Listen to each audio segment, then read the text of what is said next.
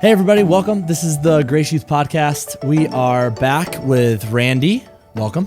Thank you. It's good to have you again. Great to be back. We just finished up a series called Since You Asked, in which we talked about how we believe Christianity to be the most viable worldview, was what we opened with. But we don't just believe that, and so therefore it's true. We hold that our faith is reasonable based on evidence. And we talked about, in the very first week, we talked about pantheism and atheism, but then we also talked about monotheism, in that specifically Christianity holds to a more reasonable way of answering the 5 worldview questions, which are you're going to have to help me here if I can't do it. It's origin, identity, meaning and purpose. I know those are synonymous. Yep. And then the other one is, don't tell me, morality, yep. Yes, and destiny. Yep. What happens after we die? Yep. And so Christianity, we talked about how Christianity answers those questions most reasonably, or most thoroughly. Would that be the best way to say it? And I would say livably, coherently. For example, pantheism says that ultimately reality is an illusion, evil and suffering are an illusion. Right. And the way to escape that illusion and the pain in this world is to just not have attachment, to be devoid of any kind of attachment. And that, to me, that seems unlivable. If you lose a child, or if you have a child who's sick, I mean, the answer doesn't seem to be get rid of that attachment. And Buddha was known for that. Like from what we know, little we know of his historical life, he walked out on his family. He walked out on his wife and his infant son. And that might be how he found his path to enlightenment. I just don't feel like that's a livable kind of coherent worldview. I'm just thinking about doing that to my kids. Like, that would be terrible. I would hate everything about that. It'd be, and that gets into the morality of it, right? That's wildly immoral.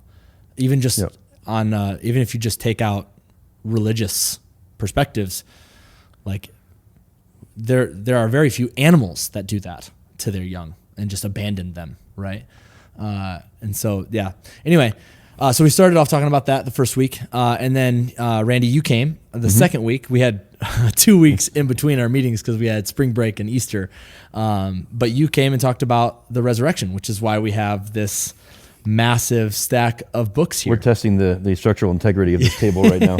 Yeah, actually, as you touched it, I saw it start to wobble. Like, maybe we shouldn't touch that. But yeah, so like, tell me. Okay, so. Let's recap your talk real quick, and then we'll talk about these books, I'm sure, throughout. But your talk was on, because I had talked about worldviews in general, specifically pantheism and atheism and monotheism, but I didn't really get into the monotheistic religions of Judaism, Islam, and Christianity. I mainly just talked about how Christianity, of the monotheistic religions, seems to be the most reasonable for the origin questions, or the worldview questions. But the other monotheistic religions would answer those questions pretty similarly, right? So the question then becomes, okay, which of the monotheistic religions is the true or most plausible or most reliable of those religions? And that's where we had talked about this even before the series, and you said that Christianity gives a historical, and what was the phrase? A historically empirical? Yeah, like a historical or objective or empirical test for truth. So Jesus says in John 2, destroy this temple, meaning his body, and I'll raise it again in 3 days. I open up with 1 Corinthians 15. That's sort of like the inversion of that. If Christ has not been raised, your faith is futile. You're still in your sins. So Christianity is one of its many unique features as a worldview is it gives you a test for truth that you can investigate historically based on evidence versus, say, like Islam, where if you ask a Muslim, how do you know that the Quran is true? And they'll give you some answers that they think are objective, but one of them is just like a subjective, like a burning in the bosom. That's a phrase that Mormons use. Like its beauty is meant to be unparalleled. That's one of the supposed evidences for the truth of the Quran is it's unparalleled, unmatched in human history beauty. That's very subjective. And Mormons might claim the same thing for their scriptures, the Book of Mormon and Pearl of Great Price, other books. So this is simple. If Jesus did not rise from the dead, we should shut down GBC and go be something else. If he did rise from the dead, a friend of mine likes to say, guys that rise from the dead have credibility. That changes everything. Yeah. It's true. So you have this really cool historical test for truth. The question is, number one, can you investigate it historically? And two, what does the data show and what best explains that data? Yeah, so I want to pivot for just a second. I used this with the students the other day talking about truth, like what is true, right? and we talked about correspondence, coherence, and consistency Yep. are the three things that Geisler and Turek talk about in the I Don't Have Enough Faith to Be an Atheist book. Now they're referencing James Sire's book, The Universe Next Door. Yep, it's a worldview Text. overview book. Yep. Which is really helpful. It is, yeah. But what we were able to articulate in that space was, I used the example of 9/11 because almost all of the kids in that room, I was talking to middle schoolers, none of them were alive when 9/11 happened, but I was. And we're 25 years out, 25 years out. 25 years this will be the September. 25th in September, right? And we're getting to that 30-ish year mark away from when Paul is said to have written his letters. Right? Because it's, let's see, Jesus dies in 33. Paul's writing, it's a little bit less than 30 years. It's about between 18 he died and in 20. He died in the mid-60s, so... Paul did, yeah. And so he's writing in 45, 46, 47 into the 50s. Yep. Right? And then he dies into 67 is what you said? I think 64, 65. We don't know exactly when Nero had him killed. He converted within 1 to 3 years after Christ's death. So at the latest, probably AD 36, and then he's dead. So we're looking at 18 years, about, give or take. In terms of the writing, Yeah. So the reason why I'm bringing that up is because the Gospels are written at the earliest 55, 60. Mark, right? Mark's... Mark is dated in that time. With the caveat that they incorporate much, much earlier material. Correct, but in terms of like Mark being plausibly the earliest, probably in the 60s. So the question then becomes, how accurate are the Gospels? And that is a different question of textual criticism. But what's interesting is we say that these are eyewitness accounts of this event. And I just posited, how many of you would believe my eyewitness testimony of what I experienced of 9/11? I know exactly where I was. I know exactly what was happening. I remember because I was mad because my cartoons got off because I was came off and then breaking news came onto the TV because I was in 6th grade and all I wanted to do, I didn't even know what the World Trade Centers were, right? And I was in 6th grade. That tells you about my education. But the point is that like what we're talking about is we're talking about eyewitness testimonies and how that's a viable source of truth. And that's where your talk of, okay, so what then? All of the pieces of evidence that you pointed to are talked about via eyewitness testimonies, right? And we'll get into this, but you talk about 4 letters and 5 facts. Can you briefly tell us what those are? Yep. So the argument that I presented was based off the work of a guy named Gary Habermas. These are his books here, and a couple of more up here that are a lot less extensive. But he's I would argue is the leading Christian scholar on the resurrection in the world. He's born in 1950. This is his life's work. He's been at it for over 50 years. Yeah. He actually wrote his PhD thesis at Michigan State University, so he's a Spartan, on the resurrection and argued for its historicity, it being a real historical event.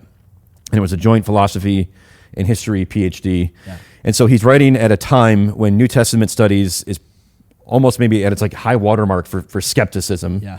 That's because the year he published finished his dissertation, it's the same year a guy named Rudolf Bultmann died, 1976, and he was a towering figure in what's called the second quest for the historical Jesus. Just very, very skeptical. Saw Jesus as like a Hellenistic or Greek figure. Yep. We don't think that way anymore. Scholars know better. No, it's the third quest is that Jesus is a Palestinian Jew. You've got to understand him in his cultural context. So Habermas wants to get his PhD, wants it to be issued. He's not a seminary he's at, so he's got to argue in a way that he won't be laughed out of the room and be taken seriously. So he's read, at this point, thousands of papers in French, German, and English on Jesus, and he back then had already begun to, he was at this like since high school, so PhD, he was already at it for a while, but he identified there are certain details about Jesus' life and ministry in the early church and all of that, and the apostles that are so well tested historically, virtually everyone, you'll always get like an outlier or like a internet type person who denies them, but like the vast majority of scholars, many of them non-Christian, as well as Christian, agree on certain facts and details. And so he said, I'm going to build my case for the resurrection using those facts, so I don't take on the additional burden of trying to argue for the entire reliability of the New Testament, although he thinks it is reliable, as do I. I'm not trying to defend its inerrancy, its inspiration, all these little details. I'm going to just make a simple, unadorned case using it's roughly a dozen facts, but there are 5 main one he uses. So the acronym I gave students is C.A.S.E, C-A-S-E. The S is for 2 facts, but it's Jesus was crucified and died. That's not historically in doubt, so that's the C. A is appearances. They're the apostles, the 12, really claimed and really believed that the risen Jesus appeared to them.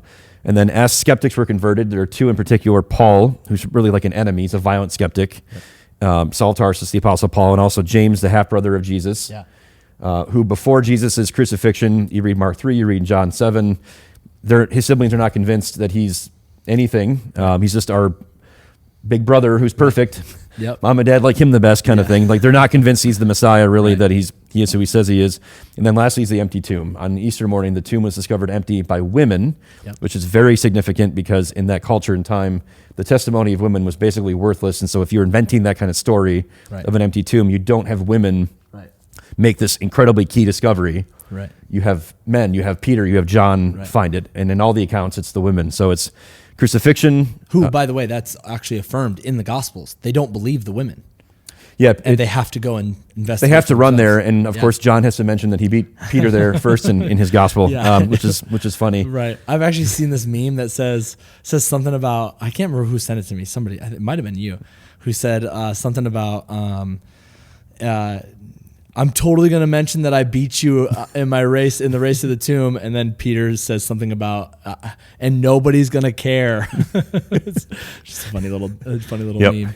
It seems like a day going back to their fishing rivalries, probably. Totally. Potentially. So but so Jesus was crucified and dead. The 12 really claimed and really believed it. We know that as one example because they, from what we know of history, 11 of the 12 went to their martyrdom. Right. And people can die for false beliefs, but the apostles were in a position to know the truth. If Jesus didn't rise, they were in a position to know that. Right. They would have either had to have made it up and lied, or, and a theory is that they really believed that it happened, so it would have been a hallucination. But they're the people who are in the place to contrive this. And so if it didn't happen, they would know it. And people psychologically don't knowingly and willingly go to their death for something they know to be a lie. Or even serve jail time. One example I heard of was Watergate. Colson, Joe Colson. It talks about this. You have 12 guys who all did this thing, and they start getting questioned. They cracked in like 2 weeks. And it was all over, I think, 2 years of jail time.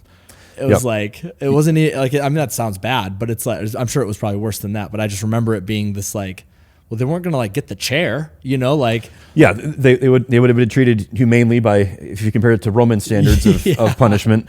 And they cracked. I think somebody flipped turnstate's evidence, and that was that. It's very hard to keep. It's very hard to keep a conspiracy intact when you have that many people and you have the threat of very violent coercion to recant and change your story.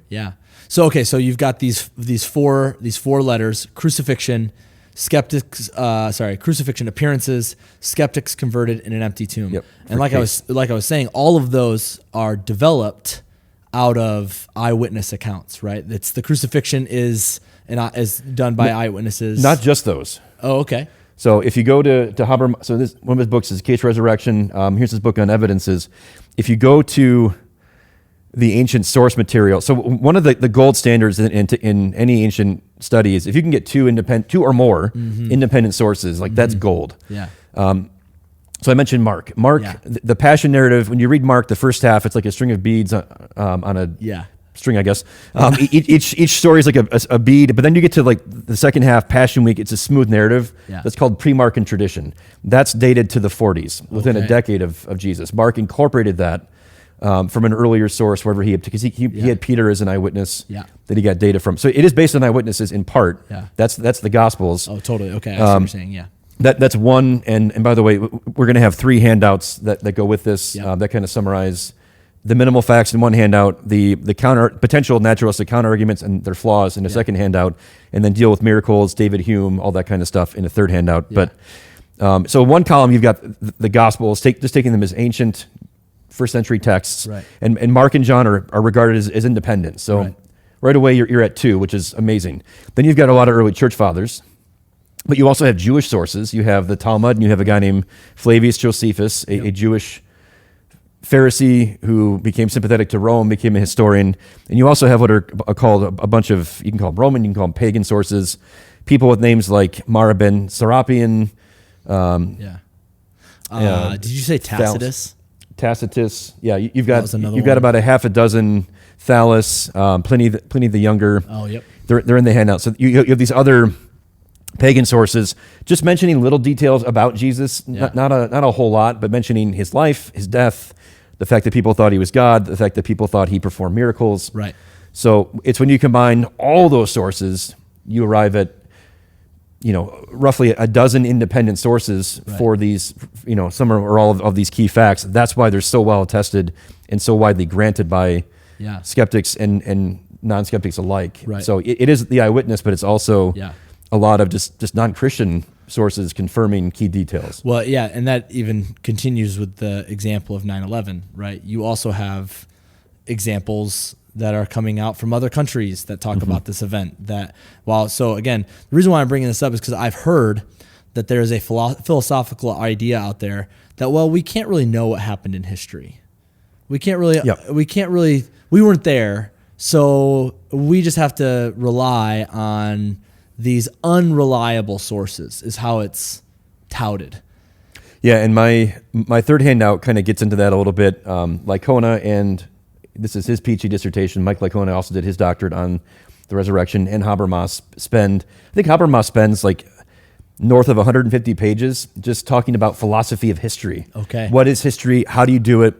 Because what you're describing is really what's called postmodernism, and working its way into history departments and saying, truth is relative. Yep. It's not author defined. It's reader defined. Yep. It began as really like a literary movement or way of parsing, literary works in English departments, and it's found its way into lots of other things. But that's not granted by all historians, not by a long shot, because a lot of historians will throw up their hands and say, well, then what are we doing? Like, if we can't know history, why do I have a job? Why is there a history department?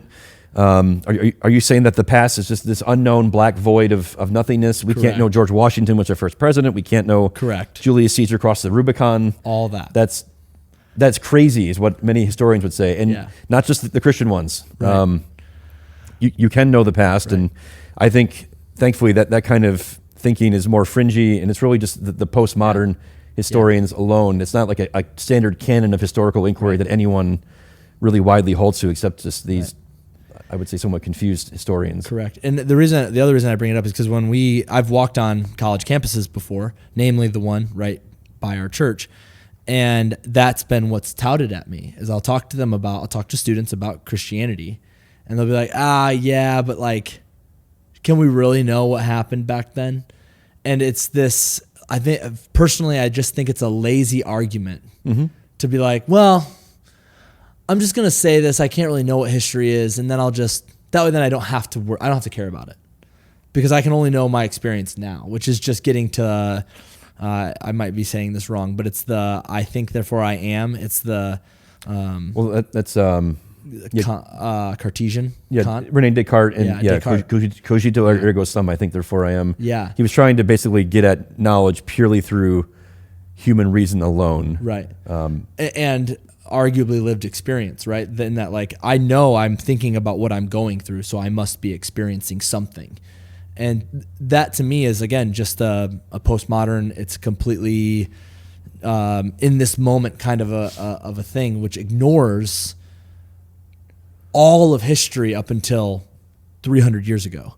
And it limits it to your own personal history. I mean, think about the problems with that. This is one example that comes to mind, is you couldn't have a legal system, right? Yeah. If you prosecute somebody for a crime, it can take years before something goes to trial. You're bringing in evidence, you're bringing in witnesses to recount what they saw, what they heard, what they did. Right. That's all technically history. It's in the past.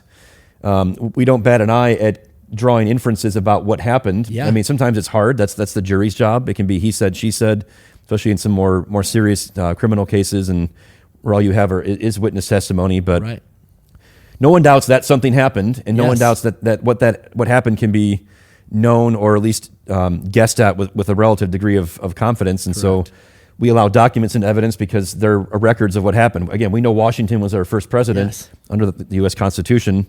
So always that guy that will say, well, he's not under the Articles of Federation, the earlier, Yeah. anyway. Washington was the first president. Lincoln was the 16th. We have portraits, we have writings, we have... Yeah. And that's exactly my point of like, and this is why I'm bringing it up, because I think if you've been with us at any length of time, our mission is to help students be the light of Christ in every situation. And we do that by knowing and owning our faith based in evidence. And so what I love about what you're talking about is this common idea. We know something happened. Like at a minimum, we know the minimal facts are. Yep. We know something happened in this murder, in this event that we're sitting here bringing this situation. We have these documents, all of this stuff. We know something happened. Yep. And in the same way, the minimal facts say, well, we know that there was this guy named Jesus. Okay. We know he was crucified on a cross under Roman rule. And non-Christian historians and New Testament scholars will say, like, we know this with certainty. This is a certain historical fact, or this is the most certain fact of history. Yes. Like, they'll use language like to indicate this is really not in doubt at all in any way, shape, or form. This guy really lived, and he really was crucified, and he really died. Yeah. And that's so that gets us to the reason why this is so helpful. And I don't want to come across calloused or arrogant. This is where we have to. I love what is it 2 Peter 3:16 or 1 Peter? Always 1 Peter 3:15. 1 Peter. Always be prepared to give a reason for the hope that you have, and do it with gentleness and respect. Yes. Yep. And then there's even a spot before it or after it. I'm misremembering, but it's holding God in honor. Always be ready to have an answer for the hope that you have, right? And I think that's got to be our orientation towards any of this stuff. Because when we look at all of this information, we look at all of this evidence, we look at all, it can be really easy to walk out onto and if we really know our stuff, right? You Randy especially could walk onto a college campus and ruin some of these college kids who think because they're intellectually lazy and they think that they can just be like, well, I don't need to believe in it because, well, he didn't actually die, or the guys made it up, or like you're dumb, right? Like you could easily be really arrogant, go out there and just destroy the arguments for most of the students that are walking around on these campuses.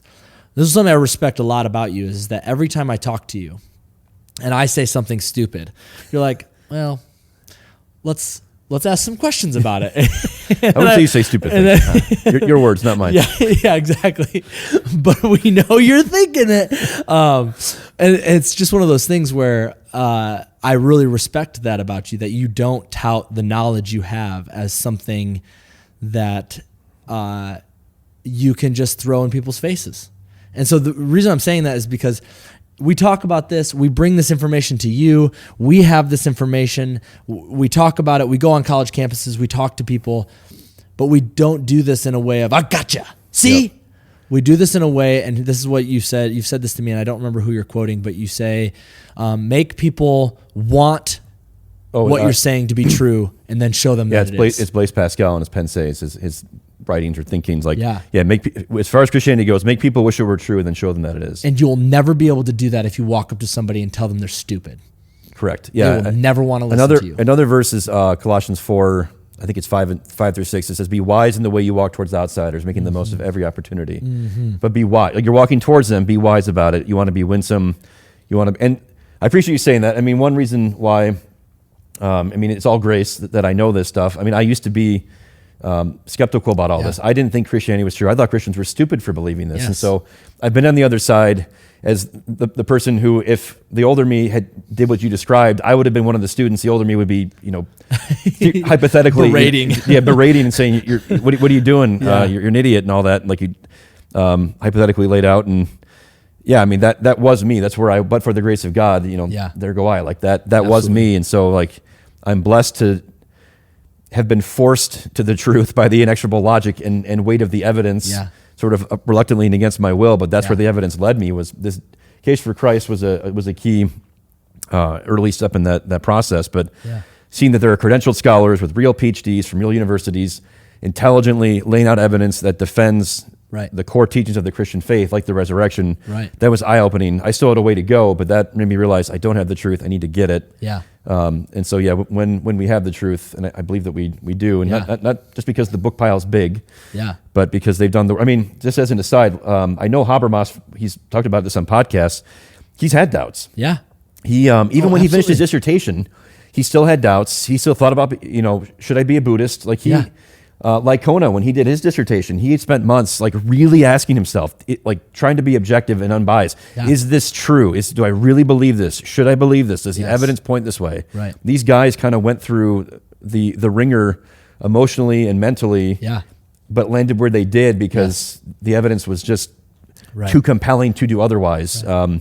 David Wood, a former atheist who came to Christ in prison. I've heard so many stories. Nabil Qureshi. Yep. So I'm just one of many who've been blessed by the work of some of these guys and just the evidence being laid out. And it encourages confidence and hopefully humility as well. Because I think, and this is also something that needs to be said, you don't have to believe in Jesus. You don't have to know all of this stuff to believe in Jesus. Not at all. The witness, you could read the Gospel of John, feel convicted by the Holy Spirit. You wouldn't know that that's what's happening at the time, but just feel this need, I want to follow Jesus. Yes. And that's completely valid. Totally. And legitimate and real. And not everyone needs an argument. Not everyone needs evidence. Yeah. There are some that do. Right. And what is awesome is I grew up in the faith, right? I grew up in Christianity. My parents were amazing. They did a bunch of wonderful things for me. They helped me understand who Jesus was. I grew up a Christian, right? But it wasn't until I remember this distinctly. I was walking on Hollywood Drive over here in Ann Arbor. I was reading a book, I Don't Have Enough Faith to Be an Atheist, by Norman Geisler and Frank Turek, and I saw their logical progression that starts with skepticism and works its way towards miracles happen. So if miracles can happen, then a man can rise from the dead. Yep. And if a man can rise from the dead, then that man has credibility. And if that man has credibility, then we should take seriously that man and what he said. Yep. And it was started from skepticism and moved through evidence. But I had believed in Jesus. But in that moment, I remember weeping because I was like, oh my word, this is real. And I just remember being like so captivated by the reality that a God who spoke all of reality into existence would become like us so that we in the end, not even in the end, so that we who follow him have him in us now to do life with him forever, right? Yeah. And so I too went through a time of arrogance and where I thought I was the smartest person, and I had to be very broken by that. Yep. And I praise God that you were one of the men who actually broke me. So, well, thank you. I had that smug arrogance as a non-Christian, and I would say to a point as a young Christian, right? You become a new Christian, and like there's like this, I don't want to call it like a honeymoon phase, but you run around telling all your friends in college that you're Christian, and they look at you like you're crazy, you're joined a cult, or and then you want to show them the evidence, and you end up coming across sort of just pushy or unattractive, and I had to learn some things. And no, that's a beautiful story. I mean, C.S. Lewis said when he came to Christ, he was the most reluctant convert in all of England. I wasn't quite that, but I was kind of like, I think it's true. I got to do something with it. I didn't want it to be true. Totally. I really didn't. It's like, I have to do something with this now. I just don't know what or when. I could just see that inner dialogue for you, like, this is seeming to be really reasonable. Yeah.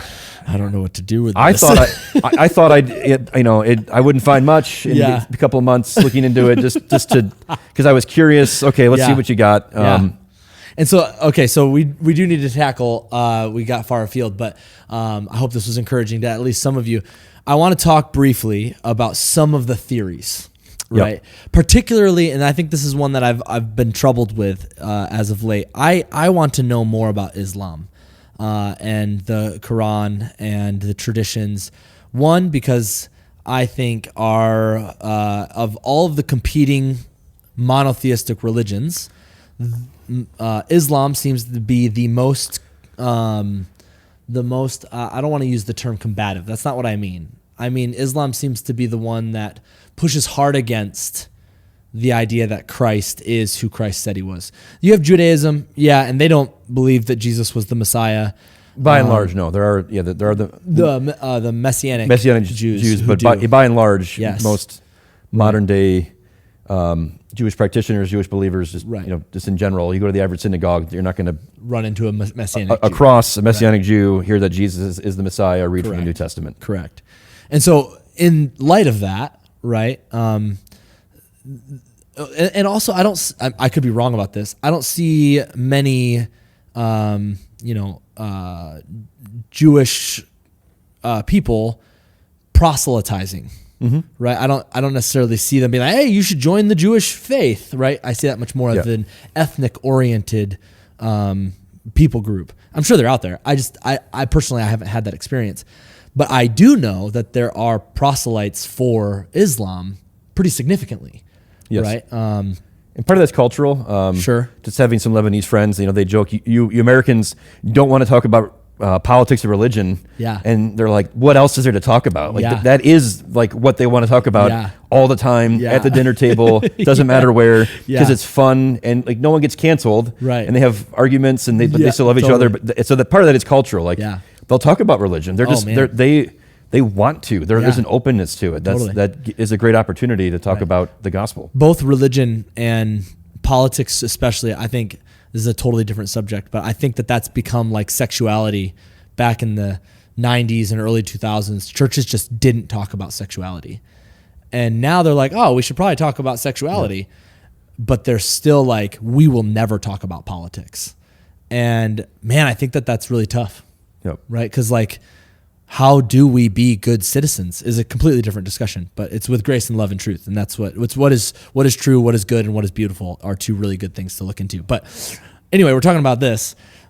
So I want to learn more about Islam. One of the things I have learned is that they don't believe that Jesus was even crucified, let alone rose from the dead. Right. And I'm reading this Some do, yeah. Right. But based on what the Quran says, if you take the language what it literally says is that they did not kill him, but they killed someone else. If I'm paraphrasing that quote from Surah 4, I think it's 157 and 58. Yep. And so I find that very interesting, because we just said that that's one of the most accepted facts. It's not in doubt of history. Yet the Quran is supposed to be this divine authority book that says there is no error whatsoever in it. Well, that's a pretty glaring error. So how do they rectify it? What's our response to somebody who's like, well, Jesus never died, it was actually somebody else? Yeah. So, and I'm getting this from the excellent work of Nabil Qureshi, who sadly for us is gone, but he's happily home with the Lord. He was a Muslim convert and a great apologist, and he lays out that they're Surah 4, 157. I'll read it quickly. It says, and they're saying, indeed, we killed the Messiah, Jesus, son of Mary, messenger of Allah, but they did not kill him, nor did they crucify him, but it was made to appear so to them. And there's a bit more to that than that, but that's the gist of it. There's one view called the theistic swoon theory. It focuses on the words, they did not kill him. So he was crucified, but his life was miraculously preserved on the cross. After he survived the cross, he's taken down alive, placed in a tomb, healed, and escaped the clutches of the Romans. And Allah did this because he heard of Jesus' anxiety and prayers in the Garden of Gethsemane and protected his prophet on the cross. The other theory is, and this is, I think, more common, it's called the substitution theory, and it focuses on the words, but it was made to appear so. So Jesus was not crucified. It might have been Simon of Cyrene, it might have been some anonymous follower, but they took his place, and Allah somehow miraculously made them look like Jesus, and Jesus didn't die. Right. Which just brings in so many questions. Like, why is he saying the things he's saying on the cross if he's not Jesus? If this is Simon of Cyrene or some other guy, why is he quoting Psalm 22? Right? Why is he saying to Mary, and I think it's John and John, that are right there, like, mother, behold your son, and son, behold your mother. Like, that makes zero sense if it's not Jesus. Yes, it creates a really big theological. Well, it creates a couple of problems. Number one is historical. You have the Quran, which means recitation. So Allah didn't.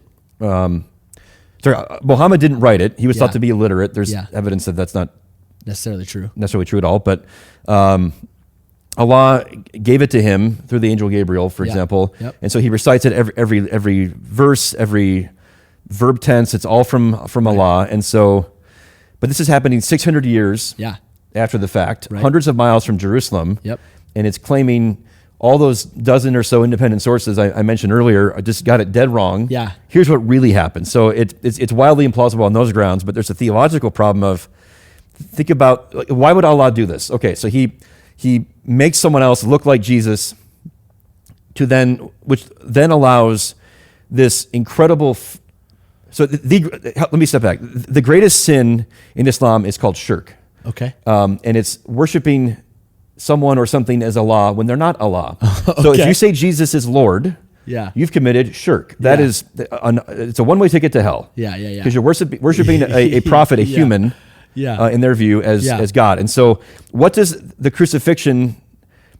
It's part of this broader narrative that Allah and his sovereignty would have known, like, hey, I'm going to make some guy look like Jesus and then have him die, and then somehow he's seen again later, and people go on to worship him. And Allah's complicit in this shirk, or whatever it's called. Shirk, but he's complicit in the charade or this thing that makes it seem like Jesus died. That's crazy. When he didn't, and it's like, why did Allah do that? Like, it's led to millions of people committing apostasy and worshiping someone who isn't. Yeah. Now and so that's a huge theological problem. Now, a modern polemic is, and for Muslims you'll get, and it's not backed up, by the way, but so I'm going to say it at a high level, but they'll say, well, Christians have corrupted the scriptures, or they've been corrupted. Totally. And that's actually not what the Quran teaches. It actually teaches that every people group, and there's a very recent podcast with Sean McDowell and David Wood, if people want to know more. Okay.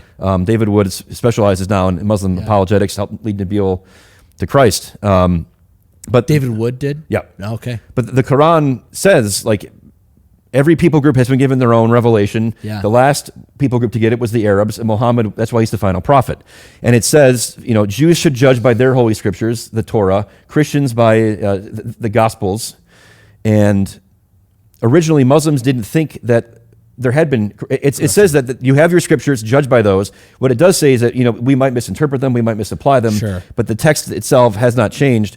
When you start to see that thinking and that argument shift is when the Bible is translated into Arabic. And Abdul Murray, in his book, Grand Central Question, I helped him research this. I went to U of M's library and got out some very obscure Islamic scholars who did doctoral and more advanced work on this. The early Muslim commentators didn't think that the Bible had been corrupted. It was only later when it was translated and you line up the Quran and the Bible and go, these don't match at all. Like, they're wildly inconsistent. But all that to say, like, originally the Gospels in Islam were thought to be reliable, and they reliably tell us, no, it's Jesus who died. Yeah. And here's the Quran saying it's Jesus who didn't die. Yeah. And Allah's helping to perpetrate this fraud or this scheme that makes it seem like he died. So it's like... So a whole bunch of people... Why would he do that? Do the thing that sends them to hell in Allah's Straight to hell. Yeah. Interesting. But if you want to evaluate it just on purely historical grounds... Yeah. The Quran is 600 years later, hundreds of miles away. Right. There's no reason to take it as a reliable historical source about what really happened. We know from all the evidence Jesus really died, and he really was crucified. Yeah. Now there is a sect of Islam. They're not Sunni, which is the vast majority, or even Shiite. They're a smaller group.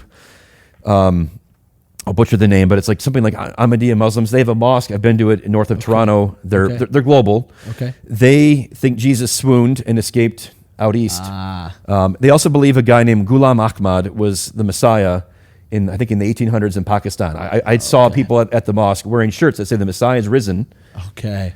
The Messiah has come, but they think it's this Pakistani guy in the 1800s. But they think he swooned, and they had all displays about swoon theory, that he didn't die. So there are some Muslims who think he was up there on the cross, he didn't die. Others think it wasn't Jesus at all. But either way, it doesn't jive with what we know of history. And then you have to bring in the idea of what happens to the Roman guard who's guarding the crucified if that guy doesn't actually die. And I actually did some research on this. I've heard of one guy that they took down after they crucified him. They got him up on the cross, and then they acquitted him, and they got him down. He survived for 72 hours. Yeah, and I mentioned Josephus. So he was a Pharisee. There was a suicide pact. A bunch of the waiters killed themselves. He kind of liked being alive, so he went over to the Roman side. Yeah. and they crucified hundreds of just horrible, insane level of violence and torture. They crucified hundreds of Jews. Josephus had 3 of them taken down that he knew. Oh, okay. They were given the best medical care possible at that time. 2 still died. Yeah. And I think 1 made it. 1 made it. Okay. Yeah. That must be what I'm thinking of. And and this is after Jesus was horribly scourged. Right. And so and maybe I'm messing up the narrative. Was he beaten twice? Is he beaten by the Jewish officials? And then is he beaten by the Romans as well? A mob comes and arrests him in the garden. He's slapped in the face. Yeah. At his trial, it sounds like he was kind of like lightly roughed up, but it's the Romans who really mess him up. And I'll just touch on a couple of theories really, really quickly. I mean, one of them is that he swooned. Again, if it's put in the cool of the tomb and he comes out, he's going to look terrible. Yeah. Call a doctor, like we just talked about. It's not going to convince anyone. I died and rose again. Others might say, well, the apostles stole the body. Yep. You wouldn't really have cause to do that or reason to do that. Right. The Jews had no expectation of like a resurrection before the end of time. Right. But you have a number of early theories, like the wrong tomb, thrown in a shallow grave. He swooned. All these things. These were proposed centuries ago in Germany by liberal, skeptical German scholars, because the study of Jesus goes back centuries. Right. One skeptic would propose a theory like the swoon theory, and another skeptic would rip it apart. So all these theories that get bandied about have been handled already, proposed and countered and dismissed, all by skeptical German liberal scholars. And the Christian can just sit back and kind of fold his arms and say thank you, and they're all put out of the way by others. So we don't. Same thing with Jesus not even really existing. Bart Ehrman, very skeptical New Testament scholar, wrote a whole book arguing, Jesus really did live. Am I correct to remember he did go to Moody? Did he go to Moody? Bible Institute? I don't know. He was the last doctoral student of a brilliant guy named Bruce Metzger. He went to Princeton Theological. Yeah. I know he went there for his I think he might have gone to Wheaton. Oh, was it Wheaton? For undergrad. I just remember somebody told me that he went to Moody, and I was like, that's where I graduated from seminary, and I just remember thinking, maybe. I mean, way to go, guys. he was an evangelical, and he walked away, and but so a lot of these theories have been. The Christian doesn't even need to deal with them. Yeah. Skeptics have done the work for us because they recognize these theories are implausible. Right. And so to account for these minimal facts, let's say there was a hallucination. Now, just to pause right there, one problem with hallucination is there are multiple group appearances. We know from psychology you don't get group hallucinations. Yes. A hallucination is like a dream. And unlike the movie Inception, you can't share a dream with people. Like Conan says, I wish I could dream of being in Hawaii. I could invite my wife into that dream. We could have a free vacation. Yeah. It doesn't work that way. But even if they had a hallucination, again, which does not happen to groups, people can be in the state to hallucinate, but they'll see different things. Navy SEALs, this happens. They get minimal sleep during Hell Week. One might see one thing, one might see another, but it won't be the same, even though they're both having a hallucination at the same time. Yeah. That only explains the A. Right. And the C. You need Paul to be converted. You need James to be converted. You need the empty tomb. And so these are all theories you have to string together. Now, these theories would have to be independent because Paul was not in a state to hallucinate, nor was James, from what we know. So now you're getting independent theories. When you start having independent theories, you want to find the overall probability or likelihood of your overall, I call it a Frankenstein theory, where you've cobbled together 3 or 4 ideas. Well, with every theory being independent, each one has its own probability of being true, less than 1. You have to multiply the probabilities of each because they're all independent. So if each theory has a probability of, let's say, 15% being true, and you start multiplying those together, 50% times 50% times 50 times 50, let's say you've got 4 theories, your overall theory has a probability of 6.25%. And the point is, it drives the likelihood of your overall theory, your Frankenstein theory, to 0 or below 50% very, very quickly. Yeah. And if it's less than 50%, you probably shouldn't believe it. Right. Because it's not more likely than not, it's less likely than not to be true. So all that to be said, because this is the other thing that I've seen happen is you got that kid who's like, you know what, honestly, I don't really care. Cool, man.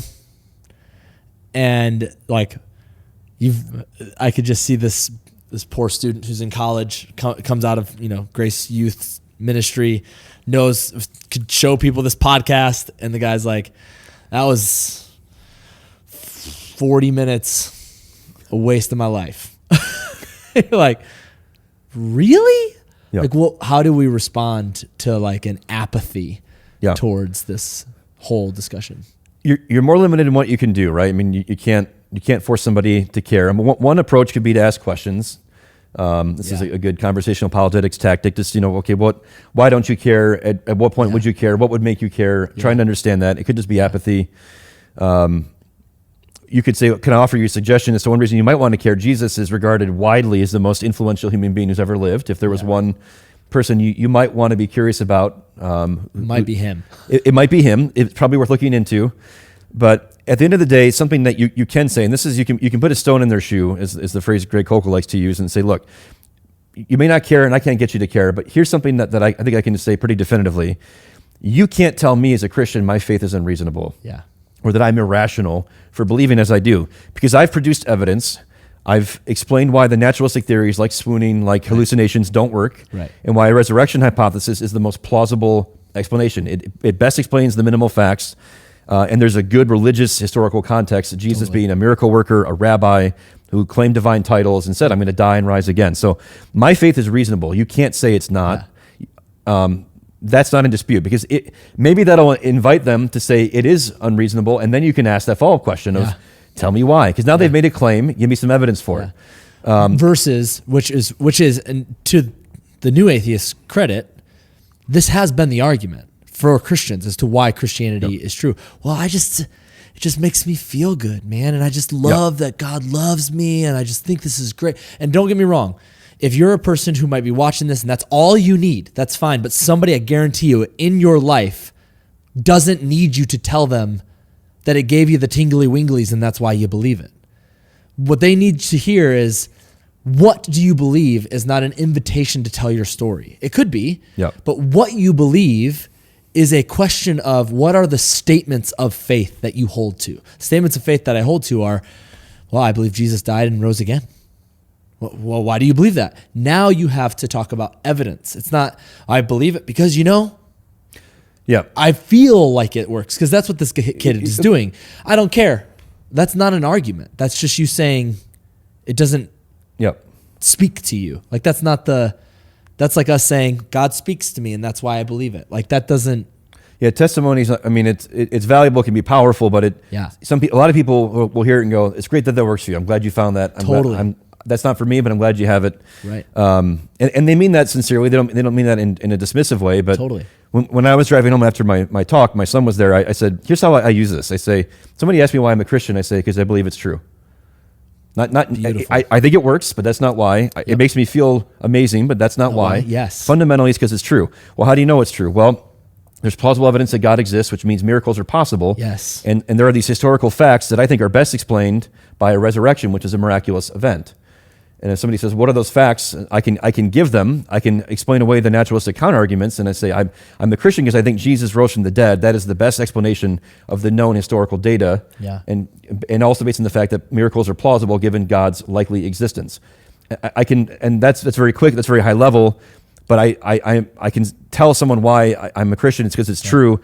And here's some evidence for that. Right. And that's what I think is so powerful about the minimal facts argument, and just knowing about God's existence and things like that. But for this apathetic person, it's you can't say my faith is unreasonable. Maybe they walk away and that bothers them, or maybe they offer a rebuttal, and once they say you're wrong or that's dumb or whatever, now it shifts to them to back up what they said. So you either get a further conversation or they just go whatever, and meh. Okay. But maybe you sowed a bit of doubt, like, oh, I met somebody who thinks it's true and had evidence that might. People are like crops in the New Testament. It takes time. It can take years. So wait till life happens. Wait till they have doubts. Pray for them. Totally. But you be linking the chain of them coming to Christ. Plant that seed and then pray for them and move on. But ask some questions. Tell them not just your story, but tell them why you think it's true. That's such good. I love that. Somebody asks you why you're a Christian. You say, because I think it's true. Yes. Well, how do you know it's true? And now you have a discussion. I'm so glad you asked. Yes. And that is such... Keep it brief and have it a bit rehearsed. But and this is a different discussion, but man, that's where the difference between your story and a testimony and what you believe, that's the distinction. is I love how you said that. It works. Yeah, it does make me a better person, and it makes me more kind and more loving, and it works. It's great. It does make me feel better about life sometimes. There is a lot of suffering, but that's where Jesus comes in and gives me hope. Like, that's super good. That's not the basis for my belief. That's not the basis for my belief. That's a result of my... Yes. Of the truth of Christianity and my experience and what I know and all. Yeah, so it's an entailment, it's a consequence, it's an outworking. That's such a good because otherwise you're going down, we talked about theories of truth earlier, like, I believe it because it works, that's pragmatism. Yeah. That's not the correspondence theory of truth, or it works because it makes me feel a certain way. That's more of a subjective model for truth. We want a correspondence. Truth is that which corresponds to reality. It's the way things really are. Yes. I want to be a Christian because that's the way things really are. He really lived, died, and rose. Right. And he can't have not done that at the same time, right? That's the law of non-contradiction. You cannot say, well, that's good for you. You believe what you want to believe. No, if it happened, it either happened or it didn't happen, which is where conspiracy theories about 9/11 come out. And you're like, no, guys, it either happened or it didn't. Yep. And you can't have a competing theory if there's a preponderance of evidence. You can have that competing theory and you could believe that competing theory all you want, but that doesn't make your competing theory true. Yeah, there's only one credentialed scholar I know of who thinks Jesus was a legend and didn't exist. A guy named Richard Carrier. Everyone else that thinks that's on the internet. Yeah. And doesn't have a PhD and is not a historian or an expert in Roman pagan myths and all that. So it's, wonderful. Carrier gets laughed out of the room basically almost immediately even by people like Bart Ehrman, because it's like, you're on an island, man. No one really thinks this. You can have your theory, but it's wildly implausible. None of us are buying it. And you can't. And then the problem with that is anybody who takes his thinking, you then can't build the rest of your worldview out of that idea because it's such a fringe theory. It doesn't account for any of the details that are coming out. Yep. And then it's just going to crumble once that it's a Jenga block. Once that Jenga block is moved, your entire tower falls. And that's the beautiful thing about what we have. We don't have a Jenga block tower. We have a firm foundation. Yeah, which is just so good. Well, this is probably our longest episode. I love it. And I'm so grateful that you're willing to come and do this, and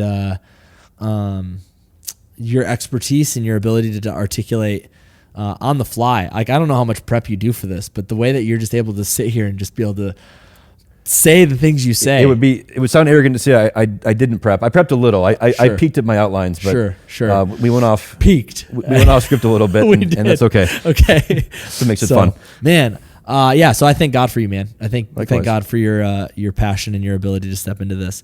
We'll put those handouts in the link or in the description box below. If you have any questions, leave them in the comments. You can like and subscribe, all the things. Along with that, too, you had mentioned a JAMA article that talks about the medical analysis of Jesus' crucifixion. Yeah, if you want to post that, I'll put that on as well. Yeah. I'll also throw up the Nabil Qureshi, or not the Nabil Qureshi. You said Sean McDowell and David Wood had a conversation. Yeah, on Sean's YouTube channel. Very recently. So I'll put up Sean's YouTube channel on in that description box as well, and you guys will be able to check all that stuff out. I said it already, but our hope is that this will equip you to be the light of Christ wherever you find yourselves, bringing hope to those people who are hopeless, bringing peace to those in chaos, and shining light in people's darkness. We hope that this has strengthened your faith. We hope that this has brought you into a deeper and more, how did you say it? We hope that this has caused you to want what we're saying to be true, and that you'll investigate it more. So Randy, thanks again, man. Thank you. Everybody, we'll see you later. And if you, again, have any questions, leave them in the comments. We'll check them out. See you guys.